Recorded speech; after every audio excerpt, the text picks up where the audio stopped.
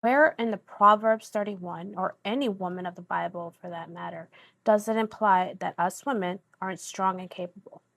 Let me encourage you, sisters in Christ, who are still believing those lies in your head that's got you stuck in these doubts and a fear to move forward. The most repeated command in the Bible is do not be afraid. However, it seems like this is the most difficult one to obey. Now, let me simplify what he means by do not be afraid. We are humans and we are going to experience doubts and fear all throughout our lives. Let's just be realistic. The thing is not to give in to the fear, but to face it. I was reminded today about Esther. She had approached the king without being summoned, and that was against the law and punishable by death, unless the king decided to spare her life. Two things to notice here.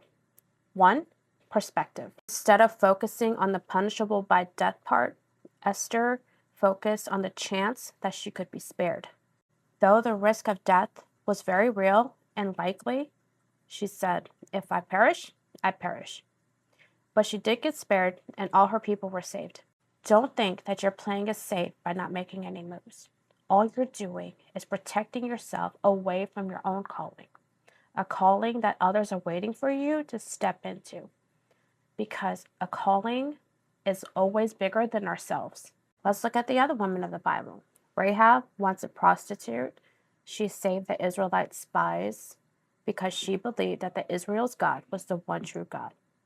She was later then saved and also put in the genealogy of Jesus. Deborah, the prophetess and judge of Israel, she led the Israelite army into victory because everyone else was too afraid.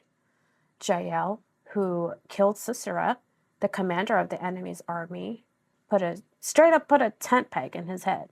Mary Magdalene, love her. She was redeemed and she was a faithful follower of Jesus all the way up until his resurrection. She stayed there while he was in the tomb. She was the first one who saw Jesus. And as a matter of fact, Jesus told her to go get the disciples because they were still hiding from the Roman guards. The Proverbs 31 woman does not mean just being in your soft girl era, but I'll remind you, she is strong, clothed in strength and dignity. She's hardworking. She does not panic because she's observant and she has already planned ahead. She works with her hands. She makes it profitable. And with that profit, she sees a field and she buys it. She is discerning and she is disciplined in her speech as well. When she opens her mouth, it's with wisdom and with teaching. She gives her hand out to the poor and to the needy. None of that is weak or demeaning, not to God. So get up and God bless.